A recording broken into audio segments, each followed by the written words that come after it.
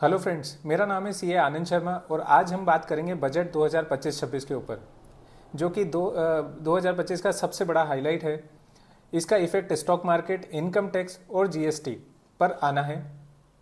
हम समझेंगे कि कौन से सेक्टर्स को फ़ायदा मिलेगा, क्या चैलेंजेस हैं और किस तरह हमारे इन्वेस्टमेंट्स पर और टैक्सेस पर इस बजट का इफेक्ट आने वाला है।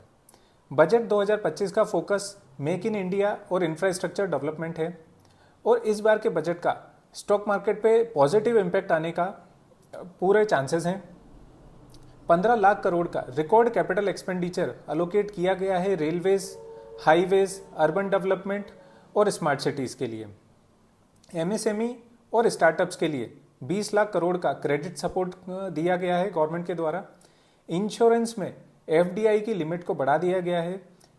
74% पहले थी, अब उसको बढ़ा के 100% कर दिया गया है। एफडीआई लिमिट बढ़ाने से इंश्योरेंस कंपनीज को काफ़ी बेनिफिट हो सकता है। न्यूक्लियर एनर्जी मिशन के तहत गवर्नमेंट ने प्लान किया है कि साल 2047 तक न्यूक्लियर कैपेसिटीज से जो पावर प्रोडक्शन होगा वो 100 गीगावाट तक होना है। अभी करंट कैपेसिटी न्यूक्लियर पावर्स की है वो है 7 gigawatt. Lithium ion battery, electric vehicle, solar module production पे भी इनकम टैक्स में बेनिफिट दिए गए हैं। उड़ान स्कीम के तहत 120 नए एयरपोर्ट खोले जाएंगे जो कि टीयर 2 और टीयर 3 सिटीज़ में होंगे। इससे एविएशन इंडस्ट्री को काफ़ी बेनिफिट मिलेगा।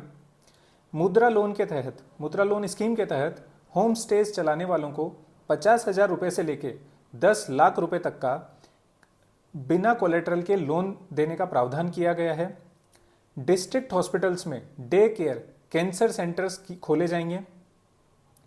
मेडिकल की अगर बात करें तो 2025 में 10,000 नई एमबीबीएस की सीटें जोड़ी जाएंगी और अगले 5 साल में ये सीटें 75,000 तक बढ़ाने का प्लान किया गया है।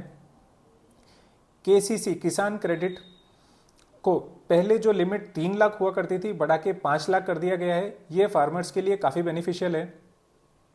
टेक्सटाइल के लिए पीएलआई स्कीम में काफ़ी एक्सपांशन किए गए हैं। एआई और स्टार्टअप्स के लिए गवर्नमेंट ने 20,000 करोड़ का फंड सेटअप किया गया है।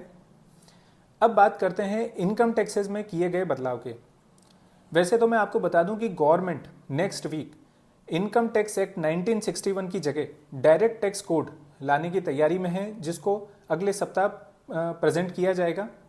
पर फाइनेंशियल ईयर 25-26 के लिए जो इनकम टैक्स में चेंजेस किए गए हैं वो इस प्रकार है कि सैलरीड इंडिविजुअल 12,75,000 रुपये तक की आय पे उसको टैक्स नहीं देना पड़ेगा, उसका टैक्स आउटगो 0 हो जाएगा। पर ये सिर्फ उनके लिए है जो सैलरीड इंडिविजुअल की आय 12,75,000 के नीचे रहती है। और अगर जिनकी 12,75,000 के ऊपर चली जाएगी उसकी भी अभी अपन बात करेंगे। बिजनेस इनकम अगर किसी की 12 लाख रुपए तक है तो वो भी 0 टैक्स का रिबेट का फ़ायदा उठा सकता है। अब हम बात करते हैं कि सपोज कि इनकम आपकी 12 लाख रुपए क्रॉस कर जाती है, उस केस में आप क्या करेंगे। तो 0 से 4 लाख रुपए तक की आय पे आपको कोई टैक्स देने की ज़रूरत नहीं है। 4 लाख से 8 लाख रुपए तक की आय पे आपको 5% टैक्स देना पड़ेगा। 8 लाख से 12 लाख की आय पे आपको 10% टैक्स देना पड़ेगा। 12 लाख से 16 लाख तक की आय पे 15% का टैक्स देना पड़ेगा। 16 लाख से 20 लाख तक की आय पे आपको 20% टैक्स देना पड़ेगा। 20 लाख से 24 लाख की आय पे आपको 25% का टैक्स देना पड़ेगा। और 24 लाख की इनकम के ऊपर अगर आपकी इनकम जाती है तो उस पर आपको 30% देना पड़ेगा। अर्लियर ओल्ड स्कीम में 10 लाख के ऊपर जितनी भी इनकम जाती थी उसके ऊपर हमें 30% देना पड़ता था, उसको अब बढ़ा के 24 लाख। पर ये न्यू स्कीम है, न्यू स्कीम में आप एटीसी का बेनिफिट नहीं ले सकते हैं।